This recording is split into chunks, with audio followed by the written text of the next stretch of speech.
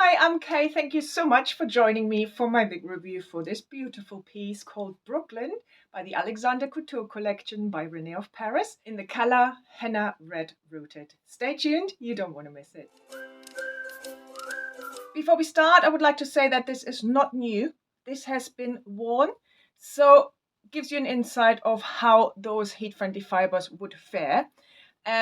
But I do have a review of Brooklyn straight out of the box, and I will link it up here so you can see what it looks like straight out of the box and also in a different and more natural color. So let's talk about this color. Now, I wanted to see what this color is all about. So luckily I got my hand on a second-hand one. So Henna Red is just this bright and very vibrant red with cherry undertones. Then you have this dark rich root, so that gives that appearance of regrowth, which I think makes this, in my personal opinion, always more natural looking. But this is a stunning color, especially with autumn coming up. It's beautiful. So here's the color outside, so you get an idea of what this color looks like in the outdoor light. Indoors I have no artificial lights on, so you get to see what it looks like in the indoor light. So let's talk about Brooklyn. As you can see, it's a long, luscious, kind of glamorous piece. Really gorgeous waves in here. There is a lot of hair here, but no permatease, at least not that I can feel. If there is, it's minimal. So you have that very flat to the head look, and you also have a little bit of a fringe, so you could wear it across your face like this. You might have to trim it depending on your measurements, or you can have it to the side like this, or up and away like this. So these are heat-friendly fibers, so you can manipulate the wave pattern if you wanted to, and also make this fringe go where you want it to go. Brooklyn comes with a lace front and a mono part.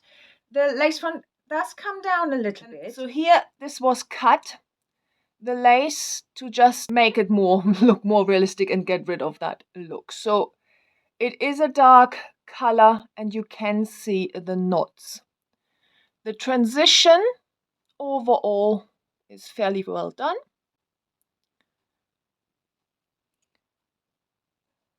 But yeah, it is such a dark root and it's quite dense as well. So I tend to wear the fringe down. This fits my 21.5-inch circumference well. There is space to tighten it. So I do think it would fit a smaller circumference than mine quite nicely. And there's a little bit of room to widen it. So you might be able with a 22-inch that it would fit you as well. But please check that with your selected retailer, as I have no way of measuring that. So let's look at the cap construction. We have a lace front. This one was trimmed, just so you know, because it does come down quite a bit. So I needed to trim this. And a mono part, which isn't that wide. So you only have a little bit of parting options. Open wefts, sides and back, extended velvet nape and velvet ear tabs. And you have Velcro adjusters. Little bit of stretch in this cap. And really no permatease really that I can feel. Density, as I said, there is a lot of hair here. So the density is a medium density, and that the waves add to that as well. So if you were to straighten it, you might get a little bit of a feel of a less dense wig. The waves add a feeling of volume to it. But permatease wise, I can't feel any. I mean, if there is, it's minimal. So you get that flat look right here at the top, which I personally think looks natural. However, that's a personal opinion. Other people I know really like volume at the top, and you're not necessarily going to get this here.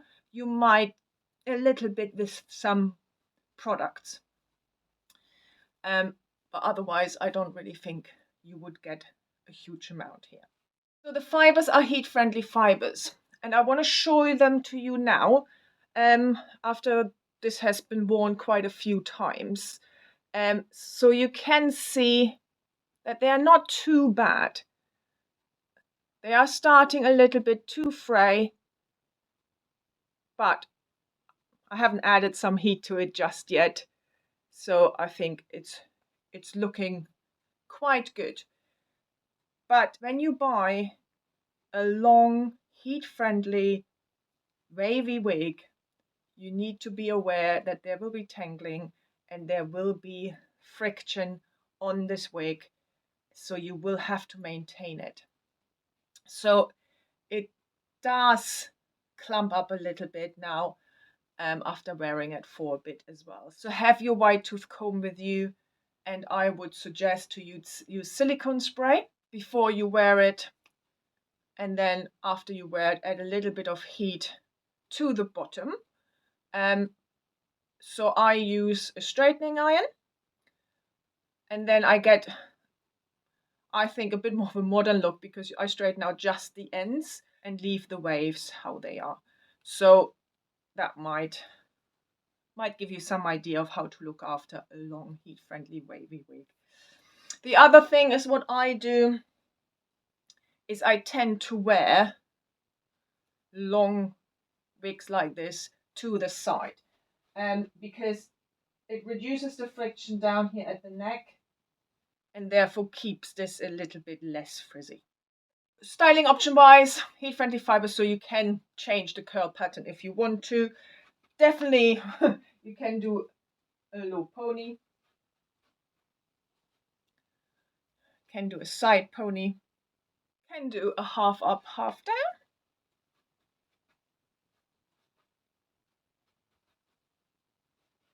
You can change the fringe, so you can have it across, might have to trim it, to the side down, to the side more up and away. So there are these little options there. Tucking behind your ear is possible. You still have some hair that comes out from the back, but it is possible. Now your ear will probably be pushed out a little bit, but it is also a really cute look on this one. So I really hope you enjoyed this review. And if you did, please like and subscribe. And if you haven't done so already, please follow me on Instagram and Facebook at KWearsWigs. Have a lovely, lovely day. And I hope I see you very soon. Bye.